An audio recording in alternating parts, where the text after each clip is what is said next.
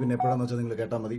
ഞാനിപ്പോൾ ഈ ലൈവിൽ വരാനുണ്ടായ ഏറ്റവും പ്രധാനപ്പെട്ട കാര്യമെന്ന് പറയുന്നത് ഇന്ന് ദിവസം രാവിലെ കുറച്ച് വിഷയങ്ങൾ ഞാൻ സംസാരിക്കുകയുണ്ടായിട്ടുണ്ടായിരുന്നു.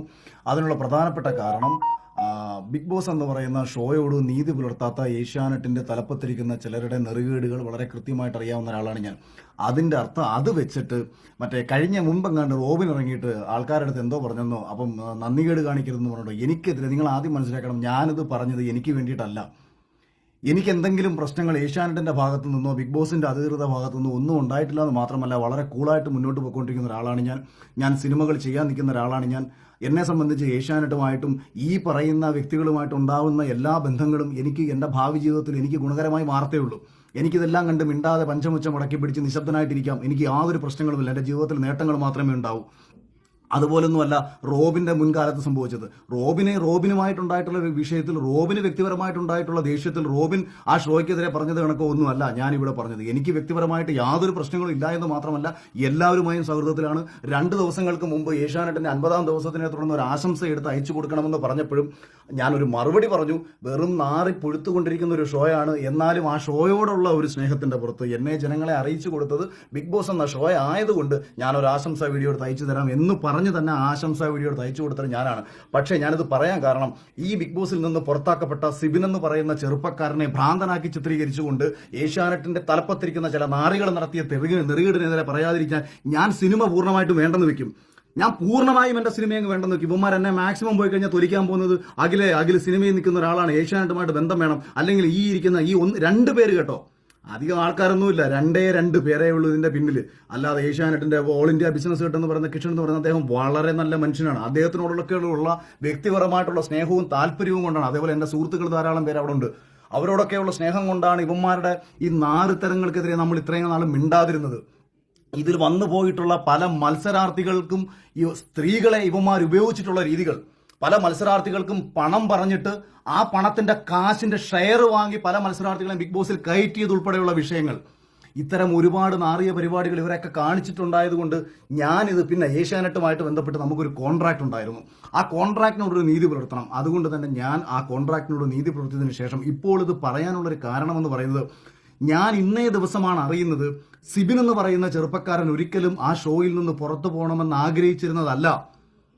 അവനെ ആ ഹൗസിനുള്ളിൽ വെച്ചിട്ട് മെന്റൽ അതായത് നമ്മൾ ഈ ഡിപ്രഷനും ബൈപ്പോളർ ഡിസീസിനും കൊടുക്കുന്ന ഡ്രഗ് ഇത്രയും കാലവും കഴിക്കാത്ത ഒരു ചെറുപ്പക്കാരനെ ഭ്രാന്തനാക്കി മാറ്റുക എന്നുള്ള ഉദ്ദേശത്തോട് കൂടിയിട്ട് ഈ ഡ്രഗ് കൊടുത്ത് അവനെ പുറത്താക്കണം എന്ന് അതിനുള്ളിലുള്ള ചിലർ പറഞ്ഞു എന്നുള്ളത്. ഞങ്ങളുടെ ഷോ 1 മുതൽ 5 വരെ സീസണിന്റെ ഷോ ഡയറക്ടറായിരുന്ന അർജുൻ എന്ന് പറയുന്ന മനുഷ്യൻ ഈ ഷോയിൽ നിന്ന് ഇറങ്ങിപ്പോയി എന്ന ഒരു യാഥാർത്ഥ്യം കൂടി നിങ്ങൾ തിരിച്ചറിയണം. കഴിഞ്ഞ ഷോയുടെ ക്രിയേറ്റീവ് ഡയറക്ടറായിരുന്ന റുബീന എന്ന് പറയുന്ന സ്ത്രീയെ ഈ സീസണിൽ നിന്ന് മാറ്റി നിർത്തി. എന്താ കാര്യമെന്ന് ചോദിച്ചു കഴിഞ്ഞാൽ, ഇവന്മാരുടെ താല്പര്യത്തിനനുസരിച്ചുള്ള മത്സരാർത്ഥികൾ ജയിച്ചു വരണം. ആ താല്പര്യത്തിനനുസരിച്ചുള്ള മത്സരാർത്ഥികൾക്ക് വേണ്ടിയിട്ട് കൃത്യമായിട്ടുള്ള കാര്യങ്ങൾ പ്ലാൻ ചെയ്യാൻ വേണ്ടി അവിടെ പോയി നിന്നുകൊണ്ടിരിക്കുന്ന ഇവരുടെ ഈ നാരിത്തരങ്ങൾ ആരെങ്കിലുമൊക്കെ വിളിച്ച് പറയണ്ടേ? അത് അറ്റവും മൂലം തൊടാതെ അങ്ങും ഇങ്ങും തൊടാതെ വായിത്തോന്ന വിവരക്കേടുകൾ വിളിച്ചു പറയുന്ന രീതിയല്ല.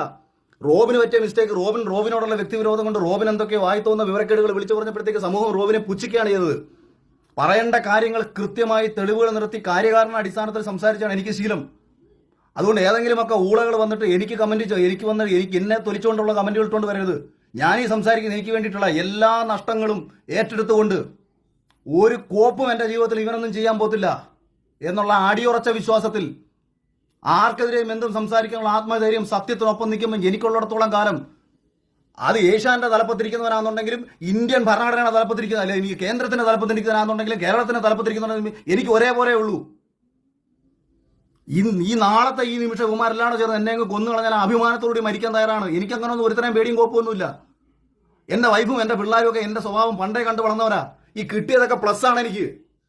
അവരൊന്നും എനിക്ക് ഒന്നും കിട്ടണമെന്ന് വിചാരിച്ചില്ല. എനിക്ക് ഇത്രയും ദേഷ്യമുള്ളത് ഒരു ചെറുപ്പക്കാരനാ മത്സരാർത്ഥി, അവൻ പുറത്ത് സപ്പോർട്ട് കിട്ടുന്നുവെന്ന് കണ്ട നിമിഷം അവനെ ഈ ഷോയിൽ നിന്ന് പുറത്താക്കാൻ വേണ്ടിയിട്ട് സ്വാഭാവികമാണ്. അപ്പം ഒരാൾക്ക് മാനസികമായിട്ടുള്ള സമ്മർദ്ദങ്ങൾ ഉണ്ടാവും. അവനെ തകർക്കാൻ വേണ്ടി പല കാര്യങ്ങളും ആ ഷോയുടെ അധികൃതർ ചെയ്യും. ഞാനും അതിനെതിരെ പറഞ്ഞിട്ടുണ്ട്. ഞാൻ പേഴ്സണലി മെസ്സേജ് അയച്ച സിബിനെ നിനക്ക് വല്ല കാര്യമുണ്ടായിരുന്നു ആ ഷോയിൽ നിന്ന് ഇറങ്ങിപ്പോണ്ടത്? നീ ഇത്രേ ഉള്ളായിരുന്നോ? കഴിഞ്ഞ സീസണിൽ എന്താ മോഹൻലാലും അല്ലെങ്കിൽ ബിഗ് ബോസിന്റെ ആൾക്കാരും വന്നിട്ട് എന്നെ കനപ്പിക്കുക ചെയ്തത്? അവരവിടെ പേഴ്സണലി പറയുന്നുണ്ട് എന്നെ പുറത്താക്കാൻ വേണ്ടി അമ്മി നോക്കി ചെയ്യാൻ പറ്റുന്ന മാക്സിമം ചെയ്തു. ഏശാത്തത് കൊണ്ടാണ്. അല്ലെ നിങ്ങൾ വിചാരിക്കുന്നുണ്ടോ എന്നെ പോലെ ഒരുവനെ ജയിപ്പിക്കാൻ ഇവർ നിൽക്കുമെന്ന്? സാബുമോനെ പോലെ ഒരാളെ സാബുമോന്റെ കാര്യത്തിൽ ഇവർക്ക് പറ്റിയ അബദ്ധം എന്ന് പറയുന്നത് പേളിമാണി ജയിക്കുമെന്നുള്ള കാര്യത്തിൽ ഇവർക്ക് ഉറപ്പായിരുന്നു. അവസാന സമയത്ത് ചെറിയ വേരിയേഷന്റെ പുറത്ത് സാബു ജയിച്ചു എന്നത് ഒഴിച്ചാൽ ഇവർ ഒരിടത്തും പ്രതീക്ഷിച്ചിരുന്നില്ല സാബു ജയിക്കുമെന്നുള്ള കാര്യം. ഒരു സിനിമാ സംവിധായകനും സോഷ്യൽ മീഡിയയിൽ അത്യാവശ്യം ചർച്ച ചെയ്യപ്പെട്ടുള്ള ഒരാളുമായ, അല്ലെങ്കിൽ പലവിധ ചാനൽ ചർച്ചകളിൽ പങ്കെടുത്തിട്ടുള്ള ഒരാളുമായ എനിക്ക് കിട്ടിയതിന്റെ 3 ഇരട്ടി ശമ്പളം കൊടുത്തു കയറിയ മത്സരാർത്ഥികൾ ഉണ്ട് കഴിഞ്ഞ സീസണിൽ. ആരാണ് ഈ ശമ്പളം ഈ രീതിയിൽ അവർക്ക് കൊടുത്തത്? അതിന്റെ ഷെയർ വാങ്ങി സ്ത്രീകളെ സ്വന്തം കാര്യങ്ങൾക്ക് ഉപയോഗിച്ചുകൊണ്ട്, മത്സരാർത്ഥികളെ സ്വന്തം കാര്യങ്ങൾക്ക് ഉപയോഗിച്ചുകൊണ്ട് ഇത്തരം നാറിയ പരിപാടികൾ കാണിക്കുന്ന അവന്മാരെ തുറന്നു കാണിക്കണം. അത് ഇമാതിരി പുഴുത്തു നാറിയ ഒരു ഷോ 50 ദിവസമായിട്ട് ഈ സമൂഹത്തിൽ ഈ ഷോ ഇത്രയേറെ നെഗറ്റീവായി പൊക്കോണ്ടിരിക്കുമ്പോഴും മോഹൻലാലിനെ പോലും പറഞ്ഞു പറ്റിച്ച് ഇതെന്തോ മഹത്തരമാണെന്ന് കാണിച്ച് വീഡിയോ ഇട്ടേക്കാണ് 50ാമത്തെ ദിവസം. നാണം കെട്ട് ഞാൻ രാവിലെ പറഞ്ഞു, അതായത് ഈ വെറും പാപ്പരാസികളുടെ സ്വഭാവമുണ്ട്, അല്ലെന്നുണ്ടെങ്കിൽ റീച്ചിന് വേണ്ടിയിട്ടും കാശിന് വേണ്ടിയിട്ടും ചെയ്യുന്ന ചില നാറിയ മാധ്യമ പ്രവർത്തകരുണ്ട്. ആരുടെയും അടിയിൽ ഒളിക്യാമറ കൊണ്ടുവച്ച് പകർത്തിയെടുക്കുന്ന വിഷ്വലുകൾക്ക് വലിയ പ്രാധാന്യമുണ്ടാവും. അത്തരം പ്രാധാന്യങ്ങളല്ല ബിഗ് ബോസ് പോലത്തെ ഒരു ഷോയിൽ കാണിക്കേണ്ടത്. സമൂഹത്തിന്റെ പ്രതിഫലനമാകണം ബിഗ് ബോസ് പോലത്തെ ഒരു ഷോ. അത് യവന്മാരുടെയൊക്കെ നാറിയ സ്വന്തം സ്വാർത്ഥ താല്പര്യങ്ങൾ സംരക്ഷിക്കാൻ വേണ്ടിയിട്ട് പെണ്ണുങ്ങളെ കൂടെ വിളിച്ച് കടത്തിയിട്ട്, അല്ലെങ്കിൽ പെണ്ണുങ്ങളുടെ കയ്യിൽ നിന്ന് കാശ് മേടിച്ചിട്ട്, അല്ലെങ്കിൽ മത്സരാർത്ഥികളെ കാശും മേടിച്ചിട്ട് അവരെ ജയിപ്പിക്കാൻ വേണ്ടിയിട്ട് കാണിക്കുന്ന നാരത്തരമാകരുത് ഒരു ഷോ. അതും പ്രേക്ഷകരുടെ വോട്ടെന്ന് പറഞ്ഞ് മുന്നോ നീയൊക്കെ എന്തോ കാണിച്ചോ? അപ്പൊ ഐഡിയ സ്റ്റാർ സിംഗർ നടക്കുന്നുണ്ടല്ലോ, ഡാൻസ് പ്രോഗ്രാമുകളുടെ റിയാലിറ്റി ഷോ നടക്കുന്നുണ്ടല്ലോ, അത് നിന്റെയൊക്കെ സ്വന്തം താല്പര്യത്തിന് നീയൊക്കെ തോന്നിയത് കണക്ക് ചെയ്തോ. പക്ഷെ പ്രേക്ഷകരാണെല്ലാം ഈ ജനങ്ങളുടെ മുന്നിലേക്ക് ഞങ്ങൾ ഇട്ട് കൊടുക്കുന്നു. മറ്റേതാ മഴയാ കോടയാ മറ്റേതാ കേരളത്തിൽ ഏറ്റവും കൂടുതൽ ജനങ്ങൾ സ്നേഹിക്കുന്ന ഒരു മനുഷ്യനെ ശനിയാഴ്ച ഞായറാഴ്ച പിടിച്ചു നിർത്തിയിട്ട് കേരളത്തിലെ മനുഷ്യരെ കോമാളിയാക്കുന്നു. മോഹൻലാൽ എന്താ നിന്റെ കളിപ്പാവുകളോ?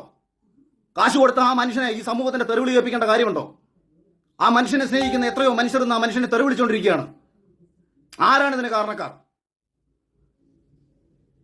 നിനക്കൊക്കെ എതിരെ പറയാൻ പല ആൾക്കാർക്ക് പേടിയായിരിക്കും. കാര്യം നഷ്ടപ്പെടാൻ ഒരുപാടുണ്ടെന്നുള്ള ചിന്ത കൊണ്ടാണ് ഇവന്മാർ നിനക്കൊക്കെ എതിരെ പറയാൻ ഭയപ്പെടുന്നത്.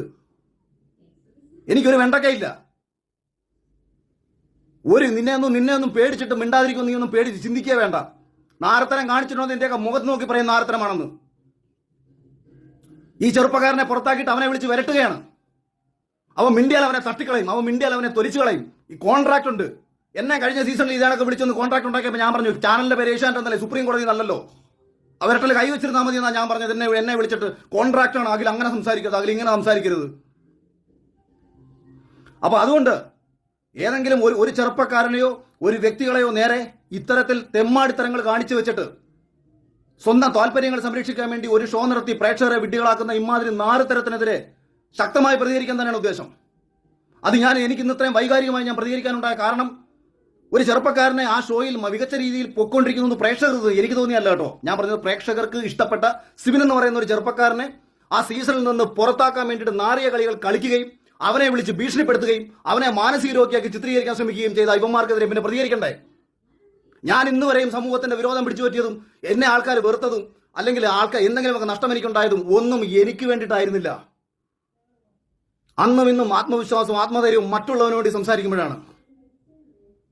അതുകൊണ്ട് അതേ ആത്മവിശ്വാസത്തിലും അതേ ആത്മധൈര്യത്തിലും പറയുകയാണ്, ചെയ്യുന്ന 4 തരത്തിനെതിരെ പ്രതികരിച്ചിരിക്കും. അത് ചാനലിനോടോ എനിക്ക് നന്ദി പ്രേക്ഷകരോടാണ്. എനിക്ക് ഏഷ്യാനെറ്റിൽ എന്നെ ഇന്റർവ്യൂ കഴിഞ്ഞ സമയത്ത് എന്നെ പുറത്താക്കണമെന്ന് തീരുമാനിച്ച ആൾക്കാരാണ്. എന്നെ ആരാണോ ഈ കഴിഞ്ഞ സീസണിൽ എടുക്കരുതെന്ന് വിചാരിച്ചാൽ അയാൾ ആഗ്രഹിച്ച ആൾക്കാരാണ് റോബിനെ പുറത്താക്കണമെന്നും സാബുവിനെ പുറത്താക്കണമെന്നും രജത് കുമാറിനെ പുറത്താക്കണമെന്നും. ആരുടെ ശ്രദ്ധയാണോ പ്രേക്ഷകരിലേക്ക് പോകുന്നത് ആ മത്സരാർത്ഥികളെ പുറത്താക്കണമെന്ന് ചിന്തിച്ച ഒരുത്തനാണ് ഏഷ്യാനെറ്റ് തലപ്പത്ത് കേരളത്തിലിരിക്കുന്നത്. അതുകൊണ്ട് ഇവൻ പ്രേക്ഷകനെ മുൻനിർത്തി കോമാളിത്തരം കളിക്കരുത്. സ്വന്തമായിട്ട് എന്തും കളിച്ചോ. ബിഗ് ബോസ് നടത്തുകയോ ഏത് റിയാലിറ്റി ഷോയും ഒരു ചാനലിൽ നടത്താം. ഒരു കോർപ്പറേറ്റ് ചാനലിന് കാശൊന്നുണ്ടെങ്കിൽ എന്ത് തെമ്മാടിത്തരങ്ങളും ഷോയുടെ പേരിൽ കാണിക്കാം. പക്ഷെ പ്രേക്ഷകരുടെ നിർത്തിക്കൊണ്ട്, ഇതൊരു ജനാധിപത്യ രാജ്യമാണ്.